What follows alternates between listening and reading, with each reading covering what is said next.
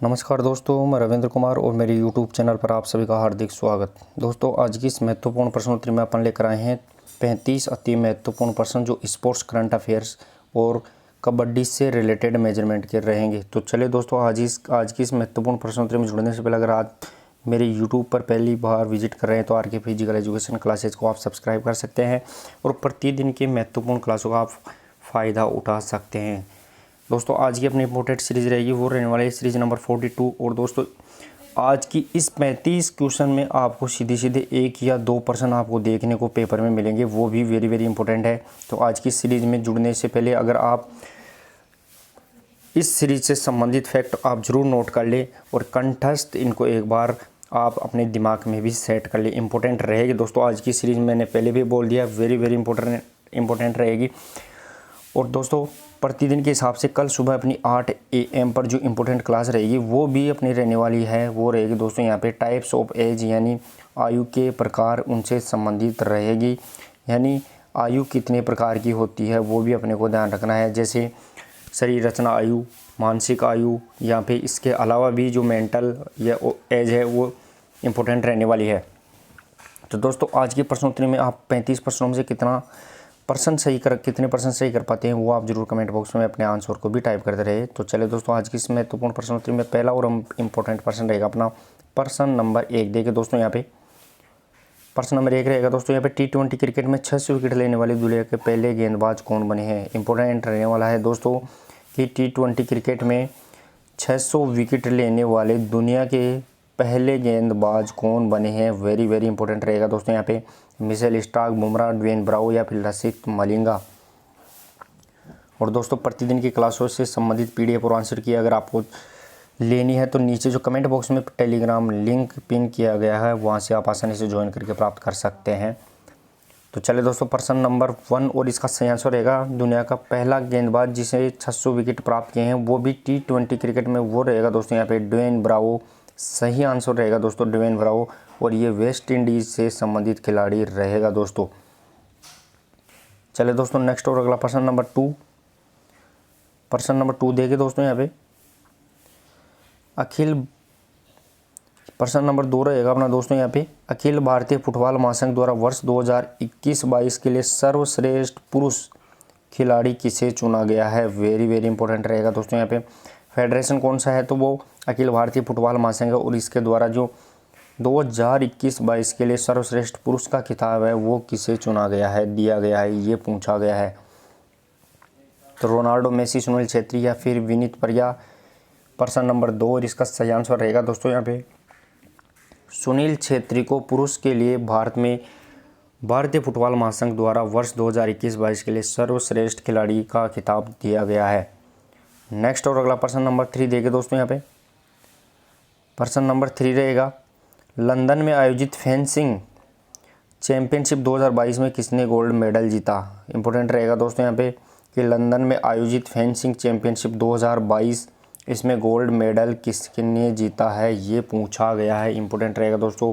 सबसे पहले तो इसका आयोजन कहाँ हुआ है, वो लंदन में, और प्रतियोगिता किससे संबंधित है तो वो फेंसिंग चैंपियनशिप 2022 है और इसका आयोजन लंदन में, और गोल्ड मेडल किसने जीता है। दोस्तों, इससे पहले मैं आपको कंसेप्ट क्लियर कर दूं कि फेंसिंग है ये क्या होती है, तो ये तलवारबाजी होती है, ध्यान रखना, तलवारबाजी ये इस फेंसिंग कहलाती है, ये अपने को ध्यान रखना है। तो तलवारबाजी चैंपियनशिप 2022 में गोल्ड मेडल किसने जीता है ये आपको बताना है। तो प्रश्न नंबर 3 और इसका सही आंसर रहेगा दोस्तों भवानी देवी ने लंदन में आयोजित फेंसिंग चैंपियनशिप 2022 में गोल्ड मेडल जीता है। नेक्स्ट और अगला प्रश्न नंबर 4 देखिए दोस्तों, यहाँ पे प्रश्न नंबर 4 रहेगा अपना राष्ट्रमंडल खेल 2022 में देश का 200वां गोल्ड मेडल किसने जीता। इंपॉर्टेंट रहेगा दोस्तों यहाँ पे कि राष्ट्रमंडल खेल 2022 जिसका आयोजन बर्मिंघम इंग्लैंड में हुआ है उसमें देश का 200वां गोल्ड मेडल किसने जीता है। इंपॉर्टेंट रहने वाला है दोस्तों यहाँ पे कि देश का राष्ट्रमंडल खेलों में 200वां गोल्ड मेडल था वो किसके द्वारा जीता गया था। इंपॉर्टेंट रहने वाला है दोस्तों यहाँ पे। तो प्रश्न नंबर 4 और इसका सही आंसर है मीराबाई चानू, बजरंग पूनिया, साक्षी मलिक या फिर PV सिंधु। देश के लिए राष्ट्रमंडल खेलों के इतिहास में 200वां गोल्ड मेडल जीतने का खिताब किसके द्वारा दिलाया गया है, ये पूछा गया है। तो चलिए दोस्तों प्रश्न नंबर 4 और इसका सही आंसर रहेगा दोस्तों वो रहने वाला है पीवी सिंधु, जो कि बैडमिंटन से संबंधित खिलाड़ी है। इसके द्वारा जो गोल्ड मेडल जीता गया था वो भारत के लिए 200वां गोल्ड मेडल था। ये भी अपने को ध्यान रखना है। राष्ट्रमंडल खेलों के इतिहास में वो 200वां गोल्ड मेडल पीवी सिंधु के द्वारा जीता गया गोल्ड मेडल वो 200वां गोल्ड मेडल था। नेक्स्ट और अगला प्रश्न रहेगा दोस्तों अपना प्रश्न नंबर 5 देखिए। प्रश्न नंबर 5 रहेगा, इंपॉर्टेंट प्रश्न रहेगा दोस्तों यहाँ पे, देश के 75वें ग्रैंड मास्टर कौन बने हैं। वेरी वेरी इंपॉर्टेंट रहेगा दोस्तों यहाँ पे कि देश के 75वें जो ग्रैंड मास्टर है वो कौन बने हैं। इंपॉर्टेंट रहेगा दोस्तों। इससे पहले मैं आपको बता दूं कि ग्रैंड मास्टर की उपाधि है वो किस खेल में दी जाती है, ये आपको ध्यान रखना है। तो वो शतरंज खेल में दी जाती है, ये अपने को ध्यान रखना है। चेस में वो ग्रैंड मास्टर का खिताब दिया जाता है।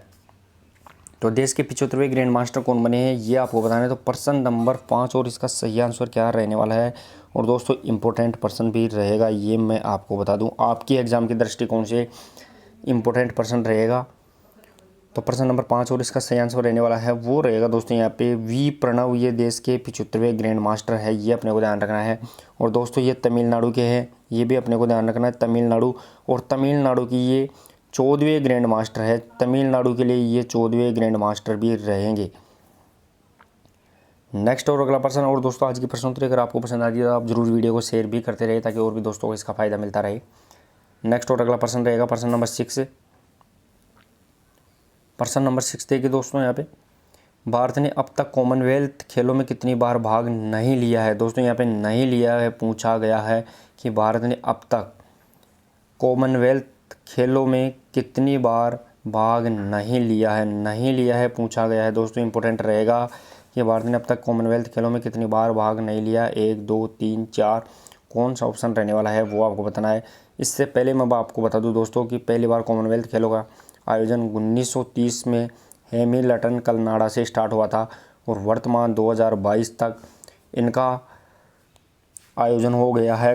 और ये 22वां संस्करण था अब की बार, ये भी अपने को ध्यान रखना है, 22वां संस्करण था। उनमें से भारत ने अब तक 1930 से 2022 तक कितनी बार भाग नहीं लिया है ये आपको बताना है।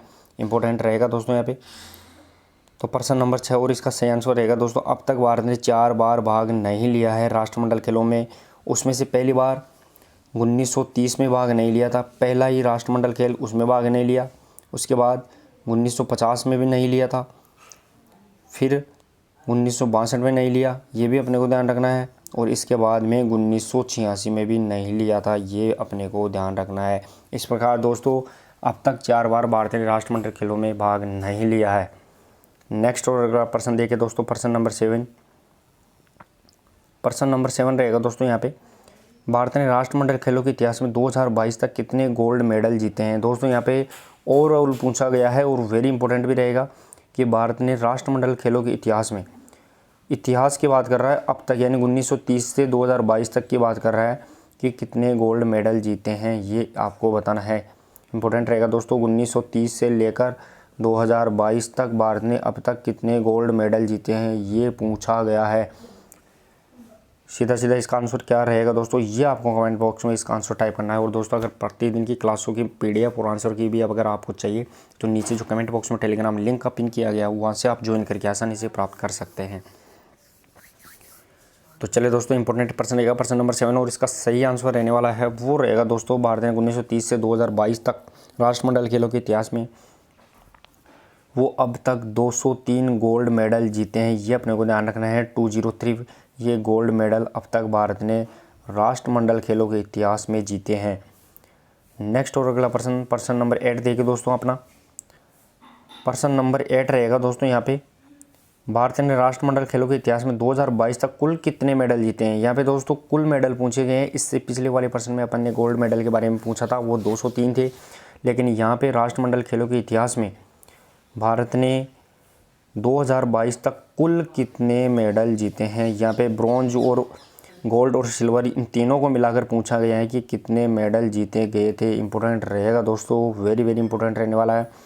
लेकिन अगर गोल्ड मेडल देखें तो अब तक गोल्ड मेडल वो 203 गोल्ड मेडल जीते थे।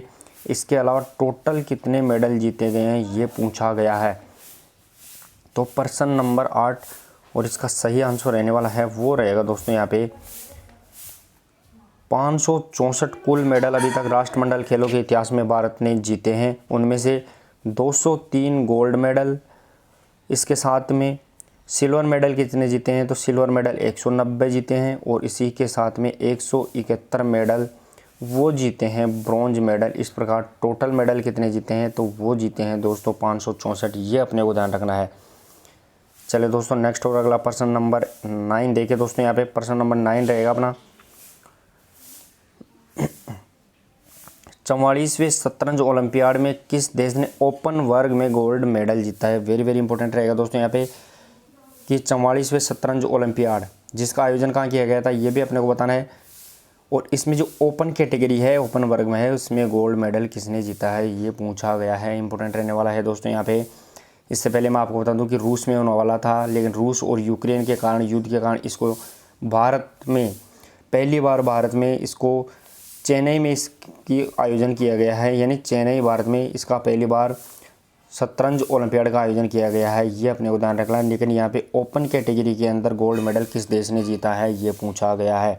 तो प्रश्न नंबर 9 और इसका सही आंसर रहेगा दोस्तों वो रहने वाला है उज्बेकिस्तान ने 44वें शतरंज ओलंपियाड ओपन वर्ग में गोल्ड मेडल जीता है। नेक्स्ट और अगला प्रश्न नंबर 10 देखिए दोस्तों। यहाँ पे प्रश्न नंबर 10 रहेगा अपना। प्रश्न नंबर 10 देखिए दोस्तों 44वें शतरंज ओलंपियाड ओपन वर्ग में भारत ने कौन सा पदक जीता है। दोस्तों 44वें शतरंज ओलंपियाड ओपन वर्ग में भारत ने कौन सा पदक जीता है ये पूछा गया है। यहाँ पे ये आपको ध्यान रखना है। लेकिन इससे पहले मैंने गोल्ड मेडल के बारे में बता दिया था दोस्तों कि गोल्ड मेडल किसने जीता है तो ओपन कैटेगरी में गोल्ड मेडल जीतने वाला वो उज्बेकिस्तान रहेगा। लेकिन भारत ने कौन सा मेडल जीता है ओपन कैटेगरी में ये आपको बताना है। तो प्रश्न नंबर 10 और इसका सही आंसर रहने वाला है वो रहेगा दोस्तों यहाँ पे ओपन कैटेगरी में भारत ने ब्रॉन्ज मेडल जीता है। प्रश्न नंबर 10 और इसका सही आंसर रहेगा दोस्तों ब्रॉन्ज मेडल। नेक्स्ट और अगला प्रश्न नंबर 11 देखिए दोस्तों। यहाँ पे प्रश्न नंबर 11 रहेगा अपना 44वें शतरंज ओलंपियाड महिला वर्ग में गोल्ड मेडल किसने जीता है। दोस्तों यहाँ पे ओपन कैटेगरी नहीं है। 44वें शतरंज ओलंपियाड महिला वर्ग में गोल्ड मेडल किसने जीता है ये पूछा गया है। वेरी वेरी इंपॉर्टेंट रहेगा दोस्तों यहाँ पे। यूक्रेन, जॉर्जिया, भारत, ऑस्ट्रेलिया, कौन सा ऑप्शन है या कौन सा आपका सही आंसर रहने वाला है जो 44वें शतरंज ओलंपियाड महिला वर्ग में गोल्ड मेडल जीता है। तो प्रश्न नंबर 11 और इसका सही आंसर रहने वाला है वो रहेगा दोस्तों यूक्रेन ने महिला वर्ग में 44वें शतरंज ओलंपियाड का खिताब जीता है। ये अपने को ध्यान रखना है। नेक्स्ट और अगला प्रश्न देखिए दोस्तों। प्रश्न नंबर रहेगा 12। प्रश्न नंबर 12 देखिए दोस्तों। यहाँ पे 44वें शतरंज ओलंपियाड महिला वर्ग में भारत ने कौन सा पदक जीता है ये अपने को बताना है दोस्तों कि 44वें शतरंज ओलंपियाड के अंतर्गत महिला वर्ग में भारत ने कौन सा पदक जीता है। इससे पहले दोस्तों मैंने बता भी दिया था कि गोल्ड मेडल किसने जीता है, वो गोल्ड मेडल जीता है यूक्रेन ने। ये अपने को ध्यान रखना है, महिला वर्ग में गोल्ड मेडल। अब भारत ने कौन सा पदक जीता है महिला वर्ग में वो पूछा गया है। तो प्रश्न नंबर 12 और इसका सही आंसर रहेगा दोस्तों ब्रॉन्ज मेडल जीता है। ये अपने को ध्यान रखना है। इससे पहले अगर मैं फैक्ट के रूप में बताऊं दोस्तों तो ओपन वर्ग में और महिला वर्ग में दोनों ही में भारत ने वो ब्रॉन्ज मेडल जीता है। ये अपने को सीधा एक ही आंसर याद रखना है। चलिए दोस्तों नेक्स्ट और अगला प्रश्न नंबर 13। प्रश्न नंबर 13 देखिए दोस्तों। और अगर आपकी आज की प्रश्नोत्तरी दोस्तों आपको पसंद आती है तो आप जरूर वीडियो को शेयर करते रहे ताकि और भी दोस्तों को इसका फ़ायदा मिलता रहे। प्रश्न नंबर 13 देखिए दोस्तों। यहाँ पे सेफ अंडर 20 फुटबॉल चैंपियनशिप 2022 किस देश ने जीती है। इंपॉर्टेंट रहने वाला है दोस्तों यहाँ पे कि सेफ अंडर 20 दोस्तों यहाँ पे सेफ अंडर 20 फुटबॉल चैंपियनशिप 2022 ये किस देश ने जीती है ये पूछा गया है। इंपॉर्टेंट रहने वाला है दोस्तों सेफ अंडर 20 फुटबॉल विश्व कप फुटबॉल चैंपियनशिप 2022 की खिताब किसने जीता है।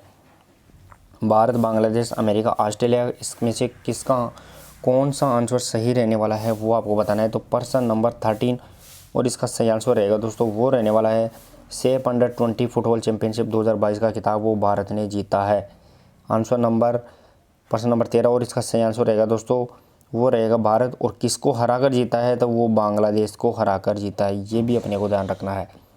नेक्स्ट और अगला प्रश्न नंबर 14 देखिए दोस्तों, यहाँ पे प्रश्न नंबर 14 रहेगा T20 क्रिकेट इतिहास में 600 मैच खेलने वाले दुनिया के पहले क्रिकेटर कौन बने हैं। दोस्तों ये भी इम्पोर्टेंट रहेगा कि T20 क्रिकेट के इतिहास में 600 मैच खेलने वाले दुनिया के पहले क्रिकेटर कौन बने हैं, ये आपको बताना है। इससे पहले दोस्तों 600 का प्रश्न एक बार पहले भी पूछा गया था, लेकिन वो पूछा गया था 600 विकेट लेने वाले दुनिया के पहले गेंदबाज कौन बने हैं। विकेट लेने वाले तो वो रहेंगे दोस्तों ड्वेन ब्रावो 600 विकेट लेने वाले T20 में वो दुनिया के पहले गेंदबाज। लेकिन यहाँ पे क्रिकेटर बल्लेबाज के बारे में पूछा गया है, जो 600 मैच खेलने वाले दुनिया के पहले क्रिकेटर कौन बने हैं। तो प्रश्न नंबर 14 और इसका सही आंसर रहेगा दोस्तों यहाँ पे 600 मैच खेलने वाले T20 में 600 मैच खेलने वाले दुनिया के पहले क्रिकेटर वो बने हैं दोस्तों यहाँ पे किरण पोलार्ड, ये अपने को ध्यान रखना है। तो ये वेस्ट इंडीज़ का खिलाड़ी है दोस्तों, और 600 विकेट लेने वाला ड्वेन ब्रावो भी वेस्ट इंडीज़ का खिलाड़ी रहेगा। चलिए दोस्तों नेक्स्ट और अगला प्रश्न नंबर 15 देखिए दोस्तों, यहाँ पे प्रश्न नंबर 15 रहेगा अपना इम्पोर्टेंट। इटली में आयोजित अंडर-17, दोस्तों यहाँ पे ध्यान रखना, इटली में आयोजित अंडर-17 विश्व कैडेट कुश्ती चैंपियनशिप 2022 के 43 किलो भार वर्ग में गोल्ड मेडल किसने जीता है, ये अपने को बताना है। दोस्तों यहाँ पे इम्पोर्टेंट रहने वाला है कि इटली में आयोजित है अंडर-17 विश्व कैडेट कुश्ती चैंपियनशिप में 2022 में 43 किलो भार, यहाँ पे भार वर्ग कौन सा है दोस्तों, वो 43 kg है, ध्यान रखना। तो 43 किलो भार वर्ग में गोल्ड मेडल किसने जीता है, ये आपको बताना है।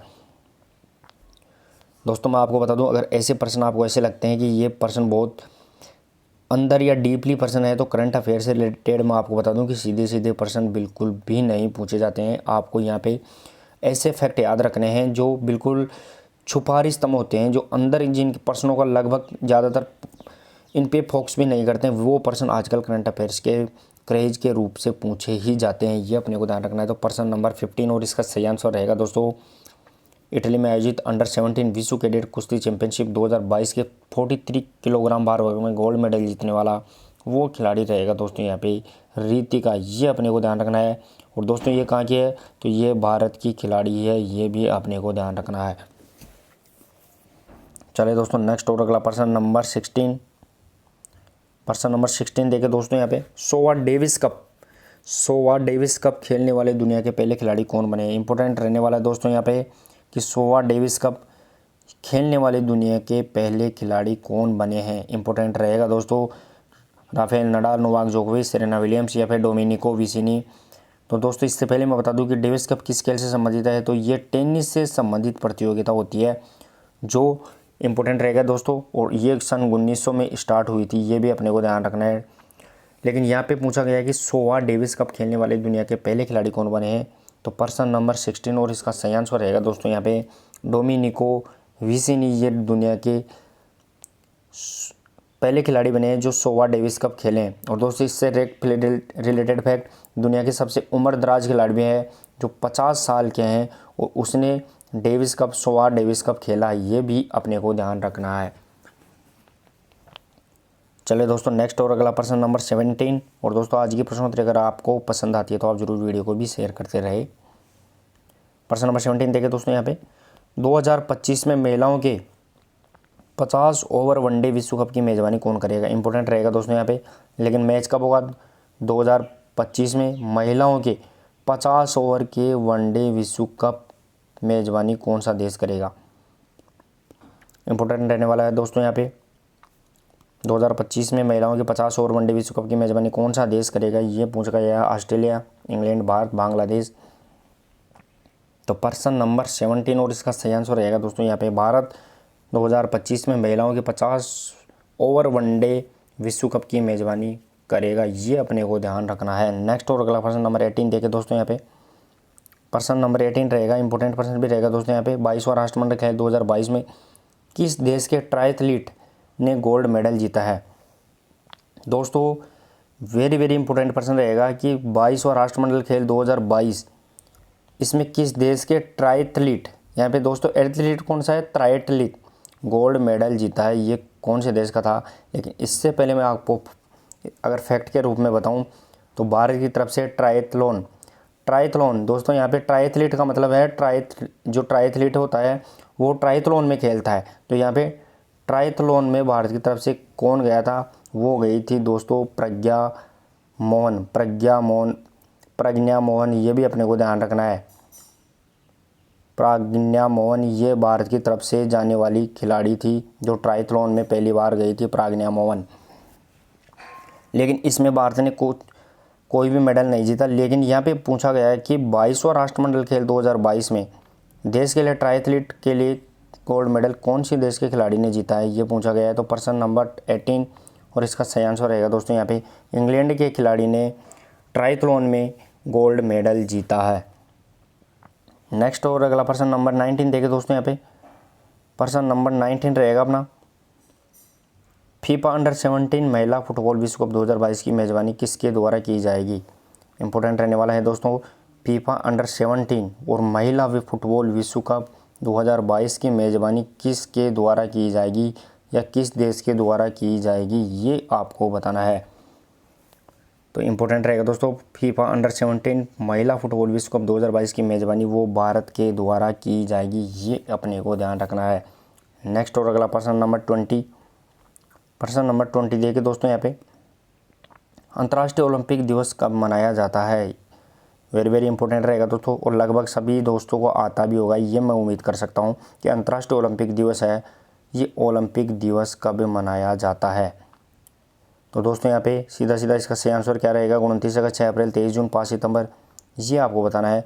लेकिन दोस्तों इससे पहले मैं आपको बता दूं कि अंतर्राष्ट्रीय ओलंपिक समिति है, इसकी स्थापना कब हुई थी, तो वो 23 जून 1894 को लुसानी स्विट्जरलैंड में अंतर्राष्ट्रीय ओलंपिक समिति का गठन हुआ था।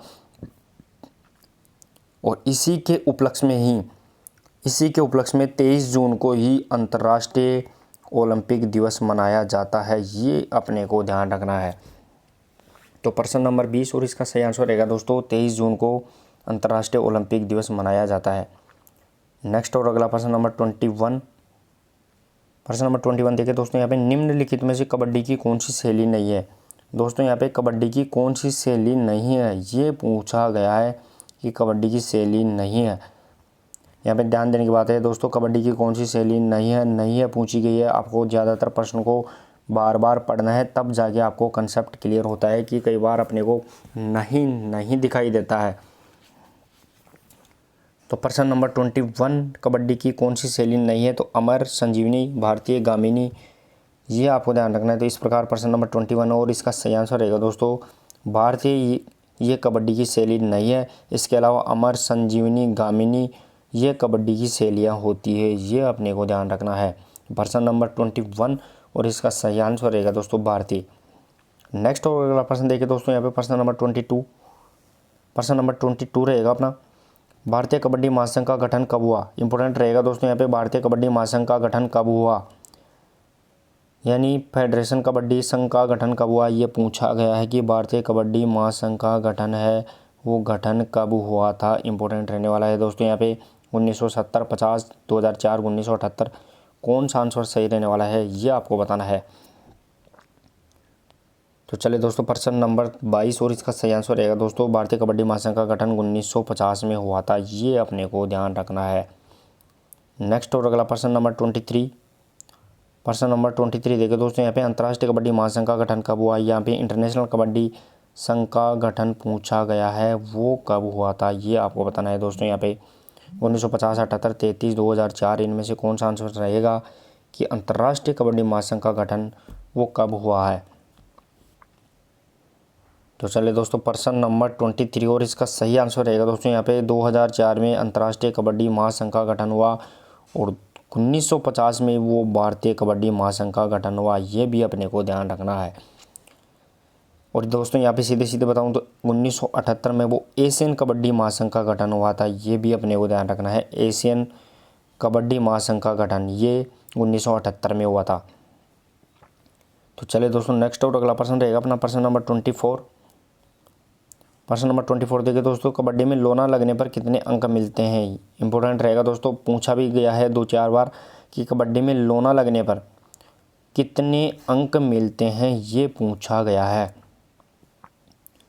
तो प्रश्न नंबर 24 इंपॉर्टेंट रहेगा दोस्तों। यहाँ पे कबड्डी में लोना लगने पर कितने अंक मिलते हैं, 1 अंक, 2 अंक, 3 या फिर 4 अंक, ये आपको बताना है।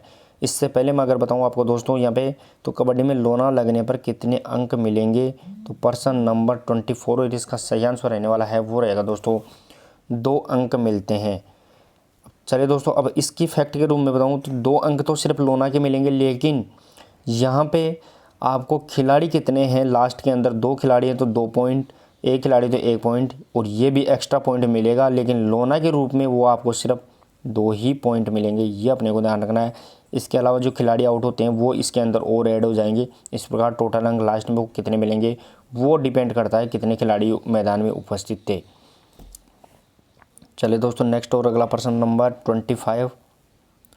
प्रश्न नंबर 25 रहेगा अपना, कबड्डी में टाइम आउट की अवधि कितनी होती है, ये पूछा गया है। इंपॉर्टेंट रहेगा दोस्तों। यहाँ पे कबड्डी में जो टाइम आउट होता है उस टाइम आउट की अवधि, समय कितना होता है, ये पूछा गया है। 30 सेकंड, 20 सेकंड, 10 सेकंड, 1 मिनट, कौन सा आंसर सही रहने वाला है ये आपको बताना है दोस्तों कि कबड्डी में जो टाइम आउट की अवधि होती है वो कितनी होती है।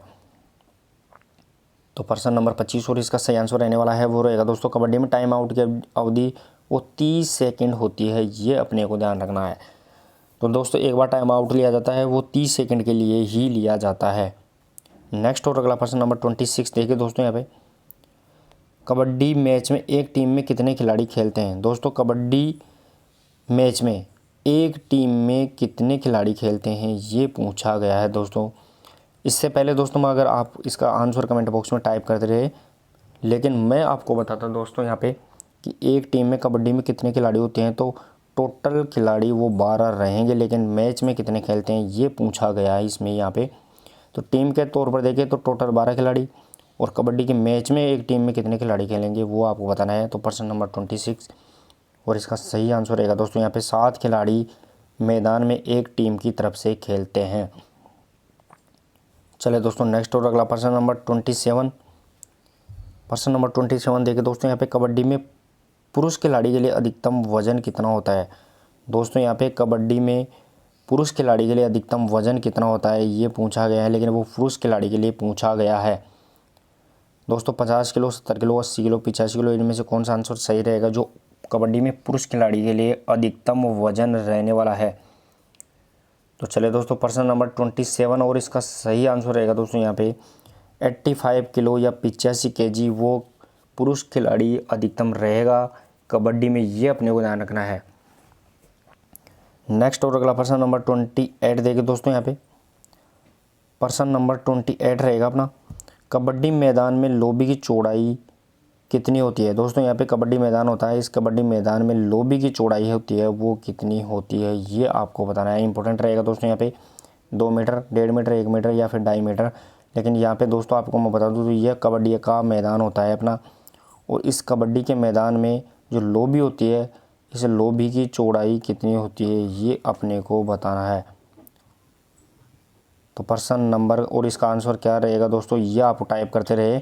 ये लोबी होती है, इस लोबी की चौड़ाई कितनी रहने वाली है ये अपने को यहाँ पे बताना है दोस्तों, इंपॉर्टेंट रहने वाला है।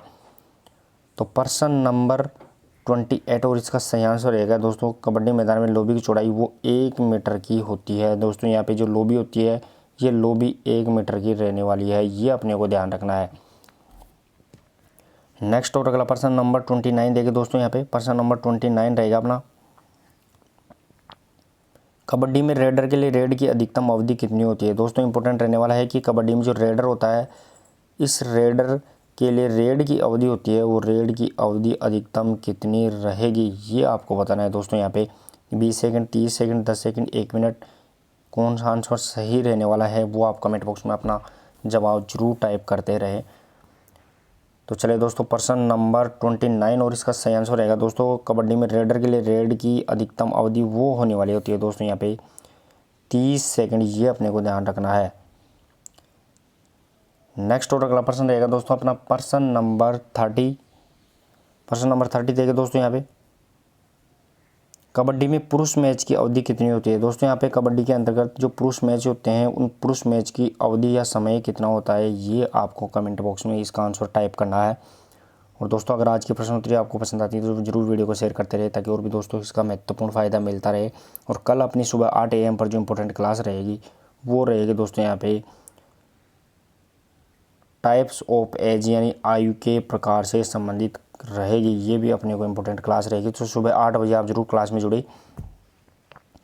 यहाँ पे प्रश्न पूछा गया है दोस्तों, कबड्डी में पुरुष मैच की अवधि कितनी होती है, ये आपको बताना है। तो प्रश्न नंबर 30 और इसका सही आंसर रहेगा दोस्तों 20-5-20। ये कबड्डी में पुरुष मैच की अवधि रहने वाली है दोस्तों। यहाँ पे 20-20 मिनट के 2 हाफ रहेंगे और उनके बीच में 5 मिनट का इंटरवल भी रहेगा। टोटल अवधि देखें तो दोस्तों यहाँ पे खेल के लिए वो 40 मिनट होती है और बाकी टोटल अवधि वो 45 मिनट की रहेगी। चलिए दोस्तों नेक्स्ट और अगला प्रश्न नंबर 31। प्रश्न नंबर 31 देखिए दोस्तों, पुरुष वर्ग के लिए कबड्डी मैदान की लंबाई चौड़ाई कितनी होती है। दोस्तों यहाँ पे सीनियर से रिलेटेड ही पूछा गया है कि पुरुष वर्ग के लिए जो कबड्डी मैदान होता है उसकी लंबाई चौड़ाई, लेंथ एंड विड्थ होती है वो कितनी होती है, ये पूछा गया है। तो यहाँ पे 13 × 8, 12, 10, 13, 10 या 11, 10 मीटर, इनमें से कौन सा आंसर रहने वाला है। तो दोस्तों कबड्डी मैदान होता है, इस कबड्डी मैदान की लंबाई चौड़ाई वो कितनी रहती है, ये आपको बताना है दोस्तों यहाँ पे।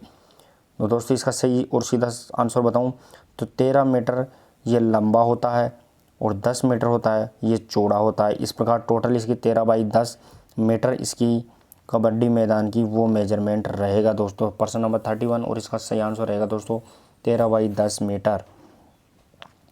चले दोस्तों नेक्स्ट और अगला प्रश्न नंबर 32।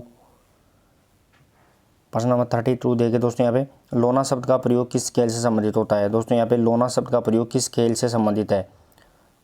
और दोस्तों 2-3 बार पहले भी पूछा जा चुका है। शारीरिक शिक्षा भर्ती से रिलेटेड प्रश्न विभिन्न राज्यों के एग्जामों में लोना शब्द से किस खेल से संबंधित है, वेरी वेरी इंपॉर्टेंट प्रश्न है और बहुत बार पूछा भी जा चुका है। तो लोना शब्द किस खेल से रहेगा, क्रिकेट, शतरंज, कबड्डी या फिर खो खो। तो प्रश्न नंबर 32 और इसका सही आंसर रहने वाला है वो रहेगा दोस्तों लोना शब्द वो कबड्डी खेल से संबंधित है। और लोना लगने पर दोस्तों 2 अंक अतिरिक्त मिलते हैं, ये भी अपने को ध्यान रखना है। मतलब पूरी टीम एक बार आउट होती है तो वो लोना कहलाता है, ये अपने को ध्यान रखना है। नेक्स्ट और अगला प्रश्न नंबर 33।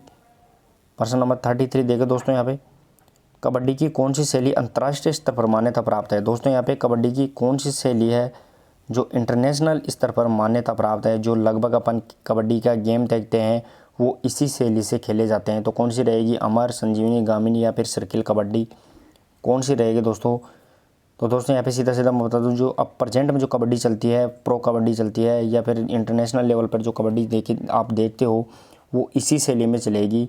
तो अंतर्राष्ट्रीय मान्यता प्राप्त जो कबड्डी की शैली है वो संजीवनी शैली रहेगी दोस्तों। प्रश्न नंबर 33 और इसका सही आंसर रहेगा दोस्तों संजीवनी शैली है वो कबड्डी की अंतर्राष्ट्रीय मान्यता प्राप्त शैली रहेगी। चलिए दोस्तों नेक्स्ट और अगला प्रश्न नंबर 34 और आज की प्रश्नोत्तरी का सेकंड लास्ट प्रश्न रहेगा दोस्तों। यहाँ पे प्रश्न नंबर 34 देखिए दोस्तों, यहाँ पे कबड्डी में सडन डेथ के तौर पर क्या दिया जाता है। इंपॉर्टेंट रहने वाला है दोस्तों, कबड्डी में सडन डेथ के तौर पर क्या दिया जाता है, ये पूछा गया है। सडन डेथ किसे कहते हैं दोस्तों, जब दोनों ही टीमों के पॉइंट बराबर हो जाते हैं उसे सडन डेथ बोलते हैं। और इसका रिजल्ट किस आधार पर निकाला जाता है, वो क्या दिया जाता है रिजल्ट निकालने के लिए, ये पूछा गया है। तो 5-5 रेड अतिरिक्त देंगे या फिर 1-1 रेड देंगे, 5 मिनट का और गेम खिलाएंगे या फिर 10 मिनट का गेम और अतिरिक्त खिलाएंगे, ये बताना है। तो प्रश्न नंबर 34, तो कबड्डी में सडन डेथ के तौर पर वो दिया जाता है दोस्तों 1-1 रेड अतिरिक्त दी जाती है, ये अपने को ध्यान रखना है। 1-1 रेड दोनों ही टीमों को एक्स्ट्रा दी जाएगी और जो टीम ज़्यादा पॉइंट बनाएगी वो वापस इसमें जीतेगी। फिर अगर बराबर रहता है तो फिर 1-1 रेड वापस निकाल दी जाएगी, ये इसकी प्रोसेस चलती रहती है। चलिए दोस्तों नेक्स्ट और आज की प्रश्नोत्तरी का लास्ट प्रश्न रहेगा प्रश्न नंबर 35। और दोस्तों आज की प्रश्नोत्तरी आपको कैसी लगी वो आप जरूर कमेंट बॉक्स में अपना जरूर भी जवाब देते रहे। प्रश्न नंबर 35 देखिए दोस्तों, यहाँ पे कबड्डी में कौन सी तकनीक रेडर द्वारा प्रयोग की जाती है। इंपॉर्टेंट रहने वाला है दोस्तों यहाँ पे कि कबड्डी में कौन सी तकनीक है जो रेडर के द्वारा प्रयोग की जाती है। इंपॉर्टेंट रहने वाला है दोस्तों, कबड्डी में कौन सी तकनीक है जो रेडर के द्वारा प्रयोग की जाती है। तो बनाना किक है, एंकल होल्ड है, थाई होल्ड है या फिर बैक किक है, इनमें से कौन सा आंसर सही रहने वाला है वो आप जरूर कमेंट बॉक्स में अपना आंसर टाइप करते रहें।